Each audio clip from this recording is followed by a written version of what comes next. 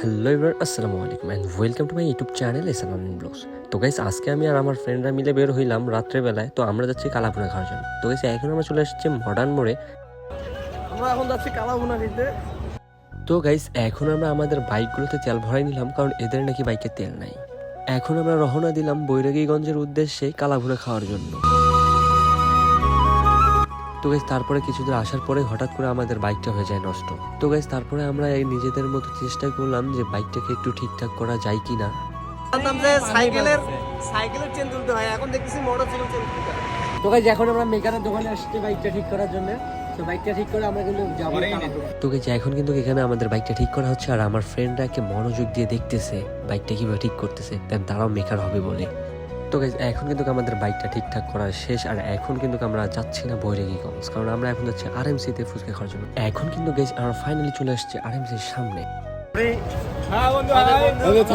তো গাইস, তারপরে কিন্তু আমি আমার ফ্রেন্ডদেরকে রেখে আমি আমার মতো একাই সবার আগে ভিতরে প্রবেশ করি, কারণ বাইরে ভাই প্রচন্ড পরিমাণে গরম আর ভিতরে আছে এসির হাওয়া। তো তাই আমি ভাবলাম যে সবার আগে আমি ভিতরে ঢুকে যাই। তো গাইস, আমি একা একা আসার কারণে আমার বন্ধুরা আমাকে বলতেছে, দোস্ত আমাকে রাখি আসলি। একসাথে আসি।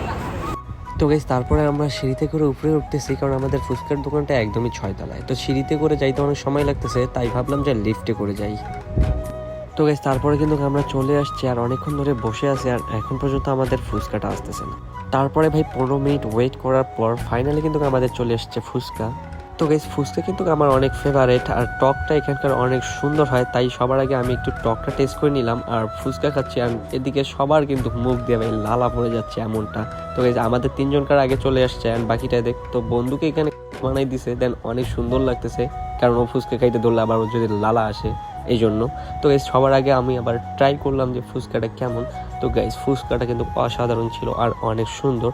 তো গাইস, তারপরে কিন্তু আমাদের বন্ধুদের ফুচকার প্লেটগুলো চলে আসে, আর এখানকার ফুচকা অনেক সুন্দর, তাই আমরা আপনাদেরকে নাম বলবো না যে আমরা কোন দোকানে ফুচকা খেয়েছি, নয়তো আবার আমরা আসলে আবার ফুচকা পাবো না। তো গাইস, এখানে কিন্তু আমার বন্ধুদেরকে দেখে মনে হচ্ছে এদেরকে প্রচন্ড পরিমাণে ক্ষুধা লাগছে, কারণ ফুচকা আসার সঙ্গে তারা খাওয়া শুরু করে দিয়েছে।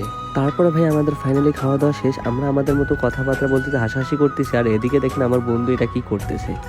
তো গাইস, তারপরে আমাদের খাওয়া দাওয়া শেষ করে আমরা আর ওখানে বসে থাকলাম না, কারণ রাত হয়ে গেছে অনেক, আর এখন আমাদের যাইতে হবে বাসা। তো গাইস, আজকের মতো এখানে দেখা হচ্ছে নেক্সট কোনো ভিডিওতে।